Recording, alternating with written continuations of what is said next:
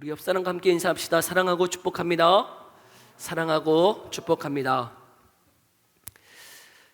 중고등부 학생들을 가르치고 있을 때 제가 저도 어렸을 때 들었던 질문인데, 또 저도 이게 중고등부 이게 지도자가 되었을 때, 전도사가 되었을 때 우리 학생들에게 질문했던 한 가지 질문이 있어요.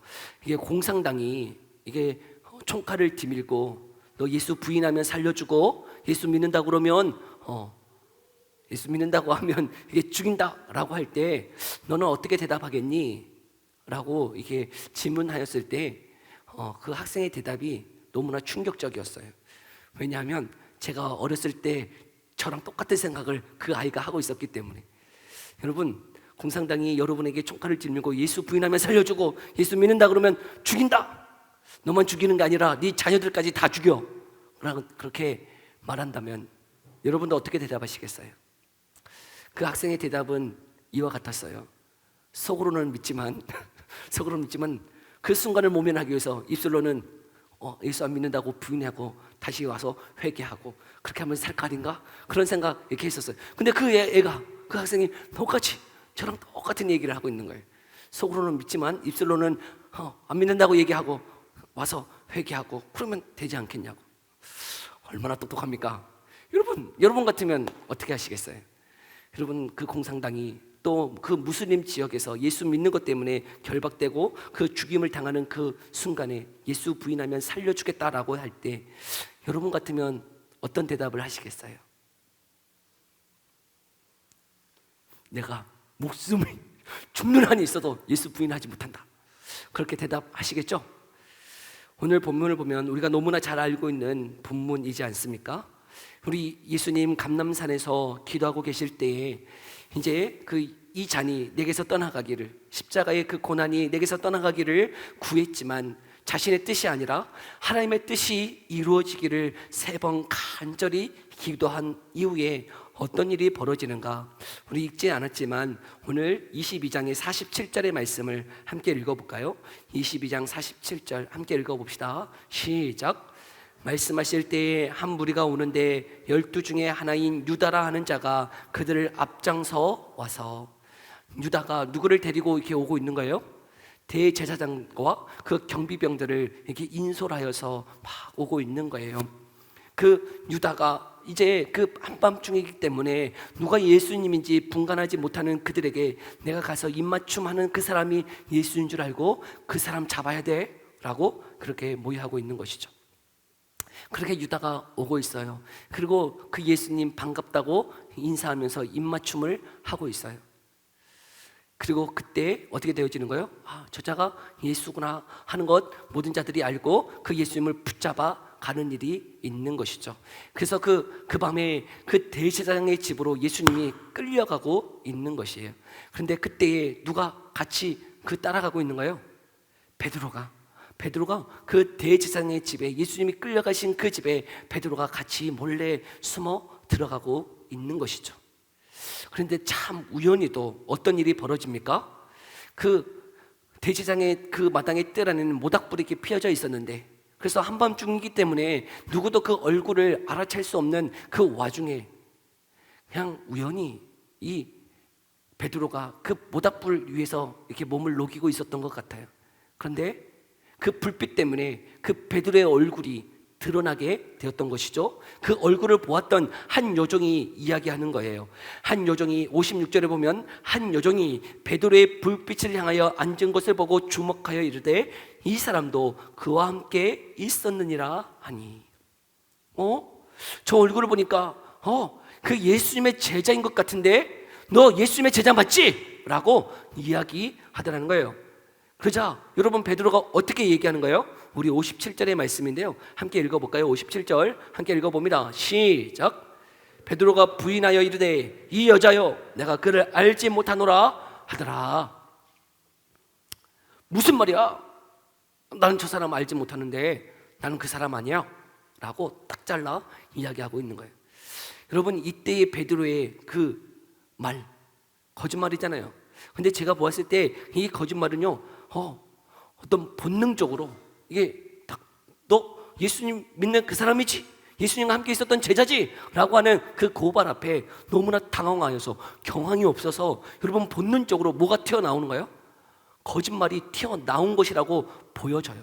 너무나 놀래가지고 깜짝 놀랐어.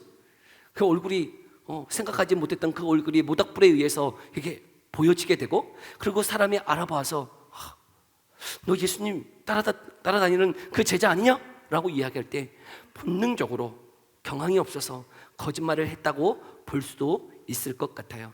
네, 첫 번째 부인은 본능적인 어쩔 수 없는 실수이다고 생각되어져요. 그러나 두 번째, 여러분 어떤 일이 있습니까? 또 다른 사람이 이 베드로를 또 알아본 것이죠. 아닌데 내가 이 사람 예수님과 함께 따라다니는 그 제자로 보았는데 너 그 사람 아니야? 라고 또 다른 사람이 이야기합니다. 그때 이 베드로가 또 뭐라고 이야기하고 있는 것이에요? 아니라고, 이 사람아 나는 아니다 라고 또 부인하여서 이야기하고 있더라는 거예요.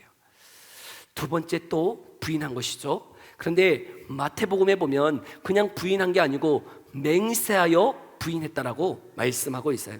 예수님을 모른다고 할 때 어떻게 하고 있는 거예요? 맹세한 거죠. 야, 나 절대로 몰라, 나 아니야 라고 분명하게 잘라서 이야기하더라는 거예요. 그런데 여러분 1시간쯤 지나서 또 다른 사람이 이야기하는 말이 있어요. 오늘 본문 59절의 말씀인데요, 함께 읽어볼까요? 오늘 누가복음 22장 59절의 말씀 또 읽어봅시다. 시작. 이르는 갈릴리 사람이니 참으로 그와 함께 있었느니라. 아멘. 또 다른 사람이 또 이야기하는 거예요. 그런데 여러분 이때 이 사람은 무엇으로 알 수 있었다는 거예요? 마태복음에 보면 이 사람이 하는 그 말투 때문에 이 사람이 갈릴리 사람이라는 것을 확신하였어요. 그렇잖아요. 우리도 여러분 서울에 가면 우리가 전라도 사람인지 경상도 사람인지 강원도 사람인지 무엇으로 이렇게 알 수 있어요? 때로는 우리의 말로 이렇게 알 수 있잖아요. 거시기 우리 거시기 할까? 그러면 막 서로 막 거시기 하면서 거시기 할까? 우리 거시기 할까? 그러면 서로 사람 도대체 무슨 말인지 알아듣지 못해. 우리끼리는 다 알아들어요. 우리 거시기에서 거시기 하자잉? 그러면 다 알아듣잖아요. 저 사람이 경상도 사람인가 보구나, 저 사람이 전라도 사람인가 보구나, 이 말투로 다 알 수 있듯이 갈릴리 사람 그 말투 그 억양 때문에 사람이 이 사람 갈릴리 사람인데 지금 예루살렘에 이 갈릴리 사람이 있다는 것은 너 예수님과 한패였지, 예수님 따라다니는 제자였지 라고 확신하여 이야기하고 있더라는 거예요. 이게 베드로가 뭐라고 얘기하고 있습니까? 우리 60절의 말씀 함께 읽어볼까요? 베드로가 뭐라고 얘기하고 있는지 함께 읽어봅시다. 시작. 베드로가 이르되 이 사람아 나는 네가 하는 말을 알지 못하노라고 아직 말하고 있을 때에 닭이 곧 울더라. 아멘. 지금 그 사람한테 너 갈릴리 사람인지 네 말투를 보니까 네 억양을 보니까 갈릴리 사람인 것 확실해 라고 이야기했더니 이 사람아 나는 네가 하는 말을 알지 못한다 라고 말했다는 거죠. 여러분 이때 말투가 어땠을 것 같아요? 여러분 분명히 갈릴리 사람의 그 말투가 있었을 텐데 표준어를 써가면서 아유 이 사람아 내가 이 사람 알지 못한다니까 하면서 그 말투를 바꾸진 않았을까요? 그런데 마태복음에 보면 여러분 이 세 번째 부인할 때 그냥 부인만 한 게 아니고 어떻게 말씀하고 있는가? 우리 마태복음 26장 74절의 말씀을 함께 읽어볼까요? 함께 읽어봅니다. 시작. 저주하며 맹세하여 이르되 나는 그 사람을 알지 못하노라 하니 곧 닭이 울더라. 아멘. 그냥 부인한 게 아니에요. 어떻게 부인하고 있어요? 저주하며 맹세하고 이 사람을 알지 못한다라고 딱 잘라 이야기하고 있다는 거예요. 여러분 여기 저주했다. 누구를 저주한 거죠? 예수님을 저주하는 거예요. 저 인간 내가 알지 못해요. 저 성령이 내가 알지 못해요. 나는 저런 사람과 아무 상관이 없는 사람이에요 라고 이야기하고 있다는 것이죠. 여러분 첫 번째 부인은 어떻게 보면 실수였다고, 경황이 없어서 부인했다라고 말할 수 있을 것이에요. 그러나 여러분 세 번을 부인할 때 맹세했어요? 저주했어요? 여러분 그러면서 지금 예수님을 모른다고 얘기할 때는 이게 실수일까요? 3번이면 실수라고 말할 수 없는 것이에요. 여러분, 그 베드로가 그 예수님을 모른다고, 그 예수님을 저주하고 맹세하면서 저 사람 내가 알지 못한다라고 이야기할 때, 이것은 실수가 아니고 여러분 자발적으로, 본능적으로 여러분 그 살려고 하는 그 마음 앞에서 여러분 지금 그렇게 이야기하고 있더라는 것이죠. 여러분, 그런데 여러분, 이 베드로가 몇 시간 전에 예수님 앞에서 뭐라고 이야기한지 아십니까? 우리 누가복음 22장 33절의 말씀을 볼까요? 몇 시간 전에 지금 예수님 앞에서 뭐라고 이야기하고 있는가? 함께 읽어봅시다. 33절의 말씀 함께 읽어봅니다. 시작. 그가 말하되 주여 내가 주와 함께 오게도 죽는 데에도 가기를 각오하였나이다. 아멘.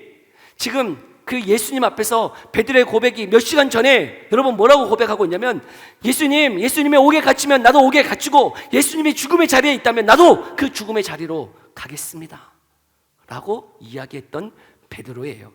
그래서 예수님이 붙잡혔을 때에 다른 제자들 다 도망가고 없지만 누구는 지금 쫓아가고 있는 거예요?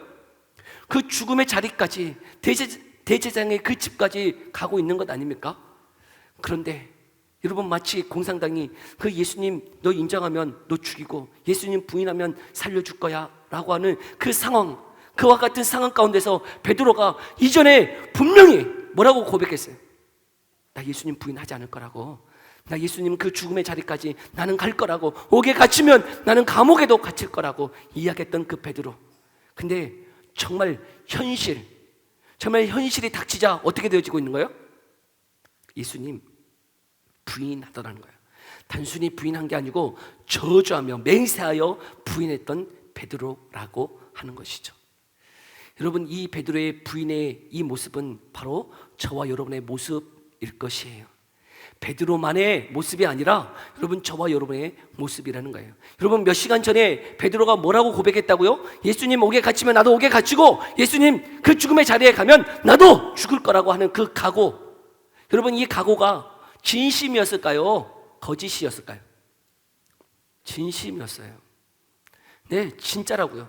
여러분, 제가 서두에 말씀드렸듯이 여러분 공산당이 여러분 총칼을 디밀고 너 예수 부인하면 살려주고 예수 여전히 시인하면 너 죽인다라고 이야기할 때 여러분 어떤 심정이었어요? 어떤 대답이 여러분 가운데 있었습니까?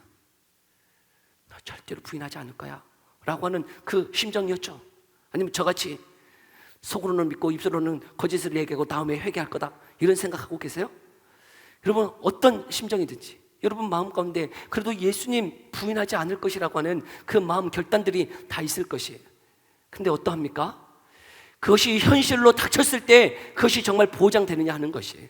지금 베드로의 모습을 볼 때요, 여러분 그 입술의 고백, 그 믿음의 결단과 그 현실, 삶은 어떠하다는 거예요? 괴리가 있다는 거예요. 간극이 있다는 것이에요. 여러분, 그것이 저와 여러분의 삶일 수 있어요. 우리가 정말 주님을 위해 살기로, 주님만을 위해서 살기로, 주님을 위해서 어떤 고난, 내가 광야가 있다 할지라도 그 삶 내가 넉넉히 이기겠다라고 고백하는 것이 저와 여러분의 믿음 아닙니까? 그 결단 아닙니까? 그런데 여러분, 현실은 어때요? 현실에 예수 믿기 때문에 당하는 고난, 아픔, 여러분 어려움이 있으면 어떠해요? 우리의 믿음이 흔들리더라는 거예요.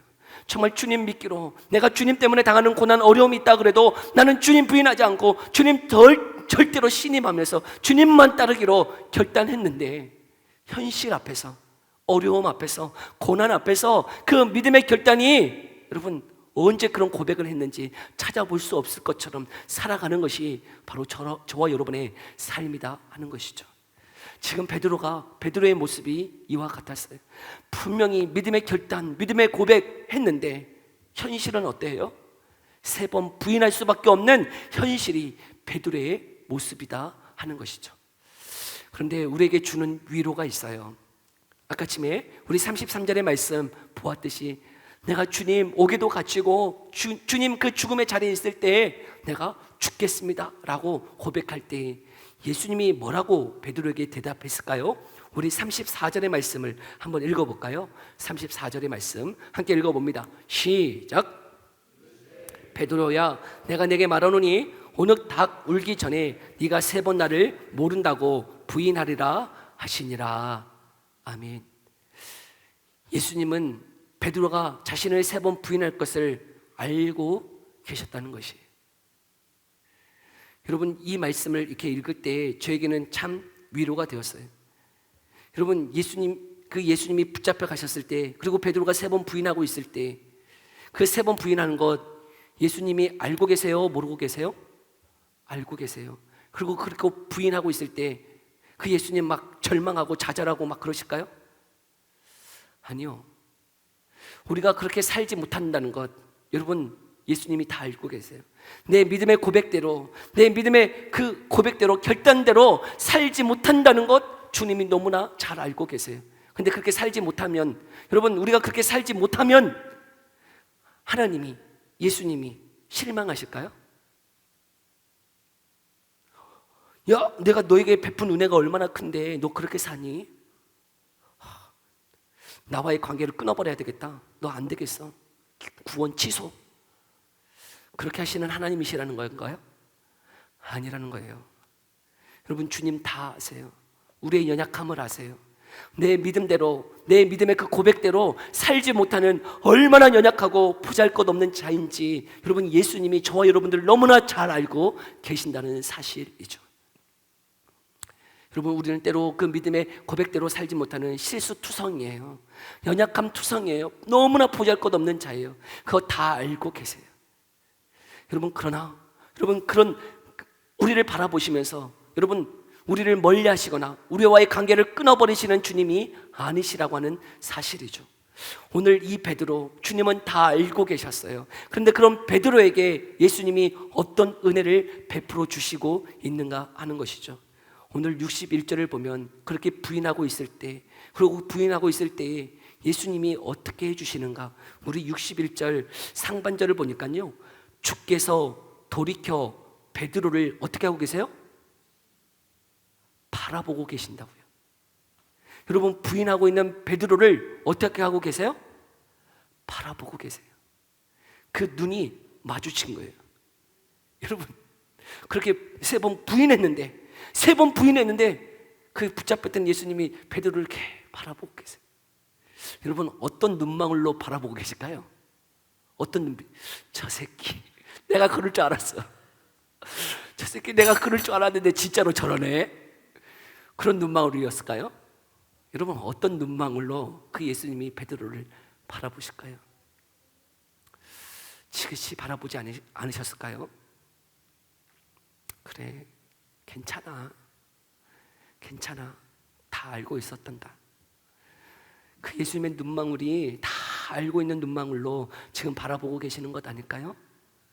근데 이 말씀을 이렇게 묵상하다가요, 여러분, 베드로에서 교차적으로 계속 이야기하고 있는 사람이 있어요. 여러분, 가룟 유다. 여러분, 가룟 유다도 예수님 어떻게 하고 있는 거예요? 부인하고 팔아 넘긴 거 아닌가요? 여러분, 이 가룟 유다에게, 그 전에 보면 가룟 유다에게도 사단이 예수 팔 마음, 생각을 주었다라고 얘기하고 있어요. 그리고 또 베드로에게도 예수님께서 뭐라고 말씀하시냐면 사단이 너희를 밀가부로 한다고 요구하고 계신다라고 얘기하고 있어요. 근데 정말로 여러분, 이 가룟 유다는 어떻게 하고 있는 거예요? 사단이 준 그 마음에 넘어져서 어떻게 하고 있는 거죠? 예수님을 은산십에 팔아 넘긴 거 아닙니까? 베드로도 여러분, 사단의 공격, 시험이 있었어요. 그래서 어떻게 되어지고 있는 거예요? 예수님을 3번 부인하고 있는 거예요. 가룟 유다도 어떻게 하고 있는 거죠? 예수님 부인하고 예수님 팔아 넘기고 있어요. 베드로도요. 베드로도 3번 부인하고 있어요. 근데 우리는 어떤 생각을 가지고 있어요? 가룟 유다 그러면 어떤 생각을 가지고 있어요? 나쁜 놈. 저 나쁜 놈, 저건 용서할 수 없어, 저건. 베드로는, 가룟 유다는 용서할 수 없는 사람으로, 불량한 사람으로, 나쁜 사람으로, 도저히 용서받을 수 없는 사람으로 우리가 생각하고, 베드로는 그래도 괜찮은 사람, 그래도 용서가 되는 사람, 그래도 마음이 조금 가는, 이해가 되는 사람으로 우리가 생각하더라는 거예요. 그러나 여러분, 성경이 이야기하고 있는 것은 가룟 유다나 베드로나 어떻다는 거예요? 똑같다는 거예요. 똑같은 사람이라는 거예요. 여러분, 베드로라고 더 용서받을 만한 어떤 자격이 있는 거예요? 용서받을 만한 근거가 있는 사람이라는 거예요? 아니라고요. 아니에요. 여러분, 그 베드로도 하나님의 그 사도로서 어떤 그 사명을 감당할 만한 어떤 위인인가? 전혀 아님을 드러내고 있는 거예요. 여러분, 베드로는 대표예요. 대표. 누구의 대표예요? 제자들의 대표예요. 대표. 여러분, 베드로가 실패했다면 모두가 실패한 것을 이야기하고 있는 거죠. 여러분, 베드로가 실패했으니까 나라면 아니라고 생각하는 사람이 있어요? 나라면 안 그랬을 텐데 라고 이야기하실 수 있는 분 계신가요? 아니요. 베드로가 실패했다면 우리 모두는 실패할 것이라는 것을 드러내고 있는 것이죠. 여러분, 가룟 유다도 나쁜 사람이에요. 베드로든 좋은 사람이에요? 그냥 실수한 거예요? 아니라고요. 그도 구원받을 만한 아무런 자격이 없음을 드러내고 있는 것이죠. 그런데 여러분, 그런 아무리 믿음의 결단, 믿음의 고백을 했다 할지라도 그렇게 살아내지 못하는 그런 보잘것없는 인생임을 드러내고 계세요. 그런데 베드로가 어떻게 그 예수님의 수제자, 사도로 부름받을 수 있었던 거예요? 그 사명을 감당할 수 있었던 거예요? 오늘 이 말씀, 예수님께서 어떻게 하고 계시는 거예요? 베드로를 바라보고 계신다고요. 여러분, 그것이 은혜인 줄 믿습니다. 주님이 아무 자격 없는 저와 여러분들을 향하여 지금도 저와 여러분들을 바라보고 계시는 줄 믿습니다. 주님이 저와 여러분들을 바라보고 계세요. 바라보시면서 하시는 게 무엇인가? 우리 61절의 말씀을 다시 한번 읽어볼까요? 61절 함께 읽어봅니다. 시작.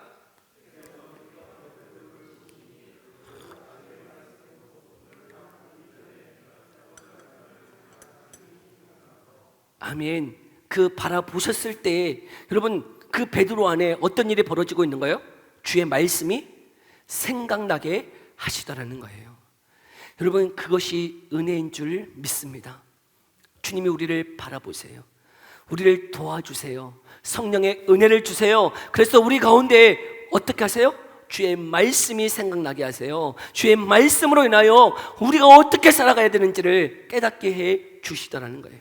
아, 내가 정말 주님 앞에서 죄인이구나를 깨닫게 해주세요. 주의 말씀을 통해서 내가 이렇게 살아가면 안 되는구나를 알게 해주세요. 정말 죄인인 이 베드로 그 모습 앞에서 여러분, 분명히 결단도 있었고 결심도 있었고 그 진심의 고백이 있었음에도 불구하고 그렇게 살지 못하는 베드로를 향하여 예수님이 바라보시고 그 안에 그 말씀을 생각나게 하셔서 무엇이 죄인지를 깨닫게 해주시는 그 은혜, 여러분, 그 은혜가 저와 여러분의 삶 가운데도 넘쳐나기를 간절히 소망합니다. 여전히 주의 말씀대로 살아가지 못함에도 불구하고 나는 괜찮다라고 생각하는 저와 여러분의 삶 가운데에 주의 은혜의 말씀이 생각나게 하셔서 이렇게 살면 안 되는구나를 깨닫게 하셔서 온전히 주의 말씀 앞으로 나아갈 수 있는 저와 여러분 되기를 소망해요. 여러분, 베드로는 그 은혜를 받았던 사람이라는 거예요. 그 은혜를 받았던 사람. 근데 그 은혜를 받아가지고 어떻게 하고 있는가? 62절의 말씀 다시 한번 읽어볼까요? 62절의 말씀 함께 읽어봅니다. 시작. 심히 통곡하니라. 아멘. 여러분, 주의 말씀, 주님이 바라보세요. 주님의 말씀이 생각났어요. 그리고 나서 어떻게 하고 있어요? 밖에 나가서 심히 통곡했다 말씀하고 있어요. 여러분, 왜 심히 통곡하는 것을 그 자리에서 엎드려서 울지 않았을까요? 왜 밖으로 뛰쳐나갔을까요? 왜 그 자리에서 주님이 바라보시고 닭 울기 전 네가 3번 나를 부인하리라 하신 그 말씀이 생각나가지고 막 심한 통곡이 나는데 거기서 울지 않고 밖으로 뛰쳐나간 걸까요? 거기서 울었다면 어떻게 되는 거예요? 내가 그럴 줄 알았어. 내가 그럴 줄 알았어. 너 갈릴리 사람 맞지? 너 그 예수님 제자 맞지? 내가 그럴 줄 알았다. 여러분, 그것이 들통날까봐 그 심한 통곡이 나는 그 와중에도 어떻게 하고 있는 거예요? 밖으로 뛰쳐나가고 있는 거예요. 여러분, 이 베드로가 지금 심히 통곡하는 그 통곡의 내용이 뭡니까? 그가 우는 그 울음의 그 이유가 무엇 때문일까요?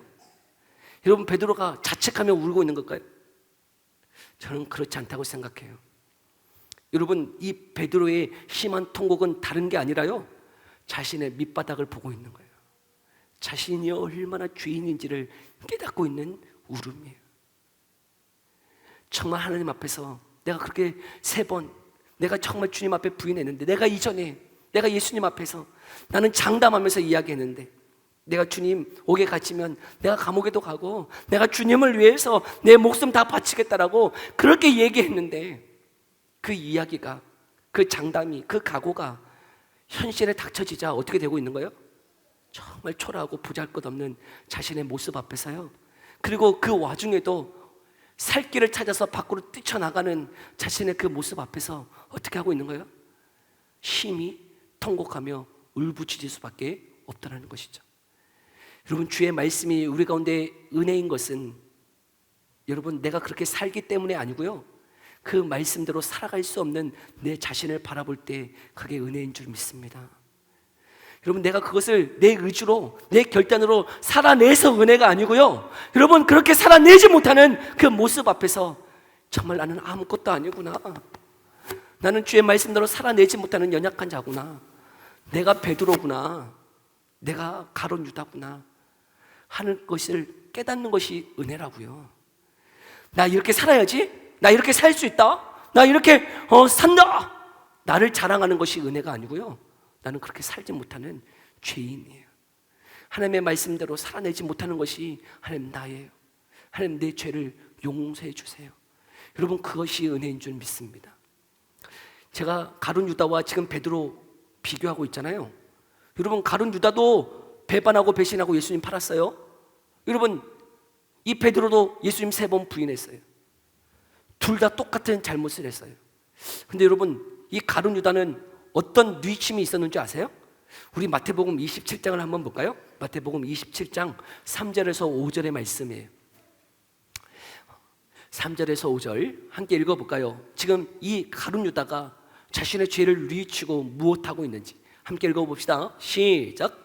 그때 예수를 판 유다가 그의 정죄됨을 보고 스스로 뉘우쳐 그 은 30을 대제사장들과 장로들에게 도로 갖다 주며 이르되 내가 무죄한 피를 팔고 죄를 범하였도다 하니 그들이 이르되 그것이 우리에게 무슨 상관이냐, 네가 당하라 하거늘 유다가 은을 성소에 던져놓고 물러가서 스스로 목매어 죽은지라. 아멘. 여러분, 가룟 유다도 자신의 죄가 얼마나 큰지 못하고 있어요? 뉘우치고 있어요. 뉘우쳤다고. 뉘우쳐서 한 게 뭐예요? 그 예수님 팔았던 은 30을 어떻게 하고 있어요? 도로 갖다 줬어요. 줬어. 근데 뉘우치고 한 행동이 뭡니까? 한 행동이 뭐죠? 목매어 죽었어요. 여러분, 그러면 이 가룟 유다는 용서함을 받는 겁니까? 여러분, 가룟 유다는 자기의 죄를 뉘우치고 은 30 다시 도로 갖다 주고 목매어 죽었네요. 그러면 용서함을 받느냐고요? 아니에요. 여러분, 참된 회개는 뭘까요? 참된 회개는 뉘우침, 거기서 끝나는 게 아니에요. 여러분, 참된 회개는 무엇이냐면 자신의 그 밑바닥을 보는 거예요. 정말 내가 죄인인 것을 깨닫는 거예요. 그리고 누구 앞으로 가는 거예요? 예수님께로 나아가는 것이에요. 여러분, 이것이 참된 회개인 줄 믿습니다. 아무리 큰 죄를 지었다 할지라도 여러분, 누가 우리를 용서해 주신다는 거예요? 예수님이 우리를 용서해 주신다는 거예요. 내 얼굴에 철판 까는 거예요. 여러분, 세상 사람들은 이야기해요. 야, 너는 그렇게 큰 죄를 지었는데 예수님 앞에서 회개 기도하고 그렇게 살아, 그렇게 산다고 야, 용서함을 받을 수 있냐? 너무 뻔뻔한 거 아니야? 야, 너무 철면피 아니냐? 너 어떻게 그렇게 살 수 있냐? 그냥 예수님 앞에서만 회개하면 다 용서되는, 나는 그런 기독교, 나는 믿지 않을란다. 세상 사람들이 그렇게 얘기해요. 그러나 여러분, 복음을 모르는 거예요. 복음을 모르는 거예요, 여러분. 예수님이 여러분 우리를 위해서 죽으신 그 죽으심, 그것을 믿으면 모든 죄 어떻게 되어지는 거예요? 사함을 받는다고 말씀하고 있어요. 여러분, 우리가 목숨을 끊는다고 해서 그 죄가 용서함 받는 건가요? 아니요. 그것은 자기의 의로움만 과시할 뿐이에요. 여러분, 자신이 의롭다고 인정하는 거예요. 예수님의 그 복음의 말씀을 거부하는 거예요. 거절하는 거예요. 이렇게 용서함을 받는 것 아니에요. 여러분, 우리가 용서함을 받을 수 있는 근거는 무엇 때문인가요? 예수 그리스도의 보혈인 줄 믿습니다. 자신의 그 밑바닥을 보는 거예요. 나는 안 되는구나. 나는 용서함을 받을 수 없는 죄인이구나. 그런데 그거 가지고 누구에게 나아가는 거예요? 예수님께 나아가는 거예요. 예수님께 나아가 그 예수님을 믿을 때 예수님이 나의 모든 죄를 용서해 준다는 것을 받아들이는 것, 그것이 참된 회개인 줄 믿습니다. 여러분, 우리의 삶에 그 예수님을 받아들이기를 간절히 소망합니다. 여러분, 만약에 가룟 유다가 이 죄를 범하고 예수님께 나아갔다면 어떻게 될까요? 너는 안 된다. 너는 안 돼. 내가 목에 칼이 들어와도 너는 안 된다. 내가 너를 용서할 수 없어. 아니, 어떻게 은 30에 나를 팔 수 있냐 하시면서 가룟 유다를 거절하셨을까요? 어떻게 생각하세요? 아니요. 어떤 죄인이라도, 여러분, 그 가룟 유다라고 하더라도 예수님께 나아갔으면 예수님이 어떻게 해주시는 거예요? 용서해 주셨을 것이에요. 그러나 가룟 유다는 예수님께 나아가지 않았어요. 예수님께 그 은혜를 거부하고 자신의 목숨을 끊음으로 자신의 죄가 용서함 받을 수 있다라고 생각하고 있다는 거예요. 그것은 복음이 아니에요. 그것은 말씀이 아니에요. 주 안에 사는 성도 여러분, 우리는 이 베드로처럼 용서함 받을 수 없는 죄인인 줄 믿습니다. 아무리 믿음의 고백을 하고 결단을 하고 여러분 내가 믿음으로 살겠다라고 이야기하지만 그렇게 살 수 없는 연약함 투성의 죄인이에요. 내 힘으로 되어지지 않아요. 내 능력으로 살 수 없는 죄인이에요. 여러분, 그런 죄인인 저와 여러분들을 부르셨어요. 근데 내 의지나 내 결단으로가 아니라 여러분, 하나님이 저와 여러분들에게 은혜를 주시고 부르셨다고 하는 사실입니다. 여러분, 은혜로 저와 여러분들을 부르신 거예요. 주님이 저와 여러분들을 바라봐 주시고 우리에게 말씀이 생각나게 하시고, 그래서 우리가 얼마나 죄인인지를 깨닫게 하여 주시고, 또한 찾아와 주셔서 우리에게 성령 주셔서 주의 말씀대로 살아갈 수 있도록 은혜 베풀어 주시니 우리의 인생이 변화되어지고 여러분 주의 말씀대로 살아갈 수 있게 해 주셨다는 사실이에요. 여러분, 이렇게 3번 부인했던 베드로, 그의 인생이 180도 바뀌어졌어요. 언제요? 언제 바뀌어졌죠? 성령 받은 이후에. 아니, 더 자세히 이야기하면 성령으로 충만한 이후에, 여러분, 성령으로 충만한 이후에 베드로의 삶은 바뀌어졌어요. 왜냐? 여러분, 지금 베드로, 3번 부인했던 베드로, 이 시점에서 그는 예수님 믿고 있어요? 안 믿고 있어요? 여러분, 지금 이 시점에 베드로는 예수님 믿는 건가요? 안 믿는 건가요? 믿고 있어요. 예수님 안 믿는 게 아니에요. 마태복음 16장 16절에 보면 여러분, 그 베드로가 귀한 고백을 하고 있잖아요. 주는 그리스도시요 살아계신 하나님의 아들이십니다라고 분명히 고백하고 있어요. 그것이 여러분 무엇이에요? 참된 믿음의 고백 아닌가요? 네, 참된 고백이에요. 그의 안에는요 성령의 은혜가 있어서요 참된 믿음을 고백하고 있어요. 그럼에도 불구하고 그 현실은 어때요? 예수님의 말씀대로 살아갈 수 없는 연약한 존재임을 드러내고 계시더라는 거예요. 우리의 삶이에요. 여러분, 우리가 믿음을 아무리 고백하고요 아무리 주의 말씀대로 살아간다고 백날 외쳐봐도 그렇게 살지 못하는 것이 우리들이에요. 근데 도대체 어떻게 주의 말씀대로 주의 뜻대로 살아갈 수 있는 인생이 되어지는가? 내 의지나 내 결단이 아니라고요. 여러분, 어떤 변화가 있어야 되는 거예요? 성령의 충만한 은혜가 있어야 된다 말씀하고 있는 것이죠. 주의 은혜 아니면 살아낼 수 없어요. 내 육신의 의지, 결단이 없어서가 아니에요. 여러분, 주님의 은혜가 필요한 줄 믿습니다. 근데 그 은혜가 어떤 은혜요? 성령의 충만하신 은혜요. 성령의 충만한 은혜가 없으면 여러분, 우리가 아무리 의지로 우리의 지성으로 우리가 결단하고 결심한다 한들 현실의 삶 가운데 좌절하고 절망하는 것이 바로 우리네의 인생이라고 하는 것이죠. 주 안에 사는 성도 여러분, 그 주님의 은혜를 갈망하고 걸어갈 수 있었으면 좋겠어요. 날마다의 우리의 삶 가운데 주의 은혜 아니면 설 수 없는 우리의 인생이 오니 주여 우리에게 그 성령의 충만함으로 은혜를 베풀어 달라고 간구하며 걸어가는 우리의 인생 되기를 간절히 소망합니다. 여러분, 그렇다고 해서 결심하지 말라는 소리가 아니에요. 결심해도 소용이 없다는 소리가 아니에요. 여러분, 우리는 결심해야 돼요. 결단해야 돼요. 그런데 우리의 결심과 결단만이 아니라 누구의 도우심이 필요하다고요? 성령의 도우심이 필요하다고요. 성령의 은혜 없이는 살아갈 수 없는 것이 우리의 죄성이기에 하나님 우리에게 성령의 충만한 은혜로 날마다 날마다 새롭게 해주시고 주의 말씀에 강건함으로 살아갈 수 있도록 그 주님 붙잡고 나아가는 저와 여러분의 삶 되어지기를 간절히 소망합니다. 기도합시다. 우리 이 시간에 들은 말씀 생각하면서 함께 기도했으면 좋겠어요. 여러분, 베드로의 3번의 부인하는 그 모습을 바라볼 때 그 모습이 바로 저와 여러분의 모습이라는 것이죠. 믿음의 고백도 해요. 믿음의 결단도 있어요. 그러나 현실의 삶은, 내가 마주한 그 현실에서, 바쁜 일상의 삶에서, 또 주님을 믿음으로 인하여 오는 박해와 고난, 어려움 때문에 주님의 말씀대로 살아가지 못한 연약함, 그 투성이 우리의 모습이라고 하는 사실이에요. 그러나 여러분, 주님 다 알고 계세요. 그 믿음 없음을 알고 계세요. 그 주님 여전히 우리를 위해서 기도해 주고 계세요.